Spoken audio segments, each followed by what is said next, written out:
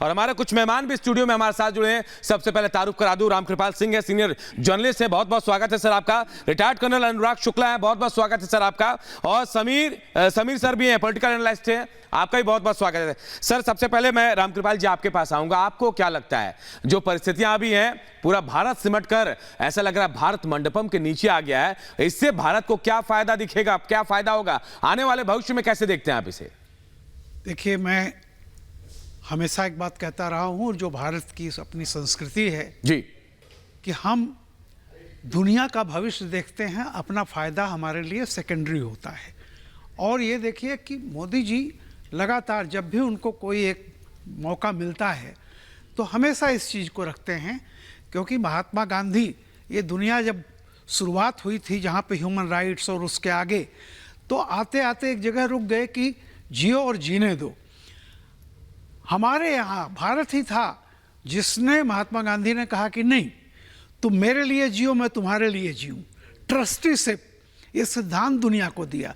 इसीलिए देखिए अब जो लिखा हुआ है इस सम्मेलन में, वसुधैव कुटुंबकम, और आज के तीनों टॉपिक जो आप देखेंगे, एक परिवार एक भविष्य और एक धरती, अलग अलग जो टॉपिक है। तो हमारा भारत जो एक लीडिंग पोजीशन में इसमें है, जिसको कल सुनक जी ने कहा कि सही समय पर सही जगह ये चुनी गई है, उसका था कि आज दुनिया जिस चीज़ को एक मतलब खल रहा है वो ये है कि समूची मानवता एक परिवार है। बिल्कुल, उस परिवार के लिए क्या हो, तो भारत जो है, भारत ये संदेश। ठीक है, रामकृपाल जी आपके पास वापस रुक करेंगे। समीर जी से मेरा सवाल है, क्योंकि कल जो द्विपक्षीय वार्ता हुई है अमेरिका के राष्ट्रपति जो बाइडेन और भारत के प्रधानमंत्री नरेंद्र मोदी के बीच, एआई और रक्षा क्षेत्र में समझौते पर बातचीत बनी है। एआई का अगर हम जिक्र करते हैं तो उत्साह भी रहता है एआई को लेकर, लेकिन चैलेंजेस भी कई ज्यादा यहाँ पर समझे जा सकते हैं, कई बड़े चैलेंजेस। इसे आप कैसे देखते हैं? बिल्कुल, देखिए एआई को लेकर मैं एक इंटरेस्टिंग बात बताना चाहता हूँ। 23 जून 2023 को जब प्रधानमंत्री मोदी अमेरिका गए थे और जब दूसरी बार उन्होंने अमेरिका कांग्रेस के संयुक्त सत्र को संबोधित किया था, उस समय उन्होंने कहा था कि इस समय दुनिया में एआई का दबदबा बनने वाला है, आर्टिफिशियल इंटेलिजेंस का। और साथ में यह भी कहा था कि एक और एआई का दबदबा दुनिया देखेगी, जिसमें उनका तात्पर्य था ए से अमेरिका और आई से इंडिया। तो एआई को उन्होंने, आर्टिफिशियल इंटेलिजेंस को इंडिया और अमेरिका का भी से भी जोड़कर कहा था। तो मुझे ऐसा लग रहा है कि आने वाले समय में भारत और अमेरिका की जो साथ बढ़ने की ताकत देख रही है, मुझे लग रहा है आने वाले समय में दुनिया को देखेगी। और बहुत इन्वेस्टमेंट अमेरिका भारत में करने के में इंटरेस्टेड है। अमेरिकन कंपनी जो चाइना में लंबे समय से निवेश करती रही, अब वो चाइना से बाहर निकलने का रास्ता ढूंढ रही है। और इसीलिए चाइना +1 की जो G20 ने कोशिश की थी कि चाइना के अलावा कौन सा विकल्प हो सकता है, तो उसमें भारत सबसे बड़ा विकल्प के रूप में उभरा है विदेशी कंपनी को लिए इन्वेस्ट करने के लिए। और मुझे ऐसा लग रहा है कि जेट इंजन का जो तैयारी दर्शाई है भारत के साथ मैन्युफैक्चरिंग करने के जो समझौता हुआ है, मुझे लग रहा है आने वाले समय में और बड़े क्षेत्रों के अंदर भारत और अमेरिका मिलकर दुनिया को आर्थिक रूप से मजबूत करने में भूमिका निभाएंगे और भारत एक आर्थिक रूप से बहुत मजबूत बनकर उभरेगा। समीर सर, एक लाइन जोड़ना चाहूंगा, यही वही अमेरिका है जब करगिल युद्ध हो रहा था, आपने देखा था कि ड्रोन देने से मना कर दिया था या फिर हथियार देने से मना कर दिए थे। मैं आपके पास आ रहा हूं सर, अनुराग शुक्ला सर आपके पास। आपको क्या लगता है डिफेंस सेक्टर में हम कितना मजबूत हो पाएंगे G20 समिट के बाद? ये अमेरिका जो पहले मना करता था, अब भारत को देने के लिए वो हथियार सब कुछ तैयार है।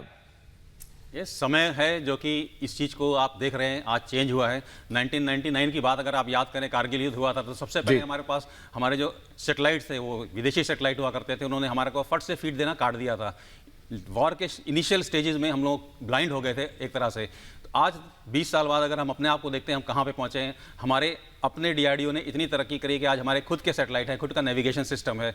और हम हर क्षेत्र में बात करें, चाहे गन्स के क्षेत्र में, चाहे छोटे हथियारों के क्षेत्र में, हम चीज़ में हर चीज़ में हमने मेक इन इंडिया प्रोग्राम के तहत तरक्की करी है। एक स्टेज पे पहुंच गए हैं, हमने अपना प्रोडक्शन शुरू कर दिया है। नेक्स्ट स्टेज अगर हम देखें तो आज हम अपना एमुनेशन खुद बनाने जा रहे हैं, अपने गाइडेड मिसाइल्स बना रहे हैं, अपने बम्स बना रहे हैं। तो डेफिनेटली हमने एक पड़ाव हासिल किया है, अपना आत्मनिर्भर बनने की तैयारी करी है। लेकिन जो टेक्नोलॉजी होती है, टेक्नोलॉजी हमेशा आगे बढ़ती रहती है, और टेक्नोलॉजी हो सकता है कि हमारे क्षेत्र में ना हो, तो ट्रांसफ़र ऑफ टेक्नोलॉजी के लिए जो हमें दूसरे देशों पे कई बार डिपेंडेंट होते रहना पड़ता है। इसीलिए वर्ल्ड, जैसे आपने बताया कि एक फैमिली की तरह हो गया है आजकल, और आप एक इंटरडिपेंडेंट रहते हैं इस समय। तो जैसे आपने देखा चलिए फिलहाल ग्राउंड का रुख कर लेते हैं। श्वेता त्रिपाठी हमारे साथ लगातार जुड़ी हुई हैं। श्वेता, वहां पर फिलहाल कैसी तैयारियां हैं, कैसी हलचल?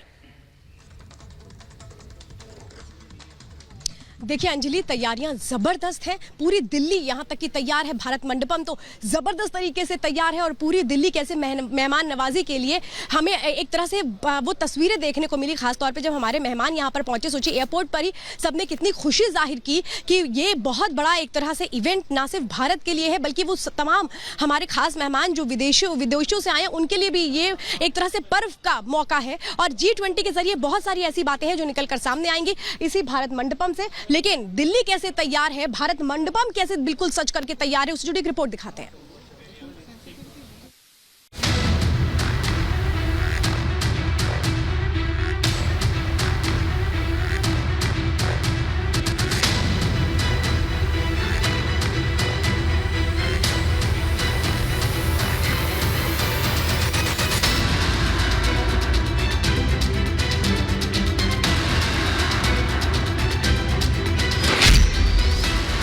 इन तस्वीरों पर देश ही नहीं पूरी दुनिया की निगाहें टिकी हैं, क्योंकि महाशक्तियों का महामिलान होने वाला है और जगह है देश की राजधानी दिल्ली।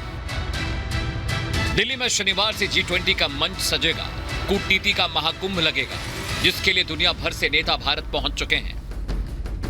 अमेरिकी राष्ट्रपति जो बाइडेन दिल्ली आए, कनाडा के पीएम जस्टिन ट्रूडो भी दिल्ली पहुंच चुके हैं। ऑस्ट्रेलिया के पीएम एंथनी एल्बनीज दिल्ली पहुंचे तो उनका भव्य स्वागत हुआ। वहीं ब्रिटेन के पीएम ऋषि सुनक का केंद्रीय मंत्री अश्विनी चौबे ने स्वागत किया।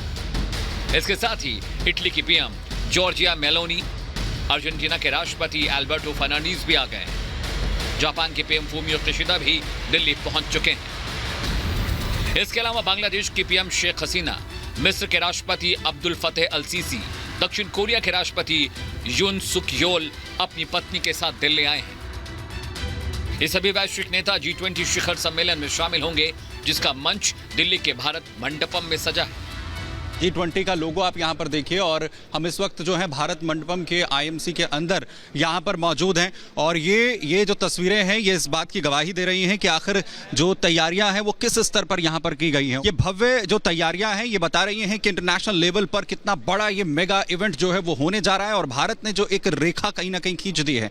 इसके बाद जो भी सक्सेसर होंगे उनके लिए उस तमाम तैयारियों को करना। ये राष्ट्र ध्वज देखिए तमाम उन देशों के, इसमें सबसे पहले आपको भारत का ध्वज जो है वो इस वक्त नजर आ रहा है। अमेरिका का आपको इसमें झंडा दिख रहा है, जापान का, इसके अलावा वो तमाम सदस्य देश जो G20 के सदस्य हैं और यहां से पूरी दुनिया को एक बड़ा मैसेज कहीं ना कहीं जाने वाला है। जो तैयारियां हैं ये उन्हीं तमाम पूरे मैसेज को देने को लेकर है और G20 जाहिर है जो मकसद है वो साफ तौर पर ये कि पूरे विश्व के अंदर G20 जैसे जो तमाम जो शक्तिशाली देश जो G20 का हिस्सा है वो कैसे आके अपनी रणनीति जो है बनाने वाले हैं और भारत कहीं ना कहीं उसे लीड इस वक्त में कर रहा है।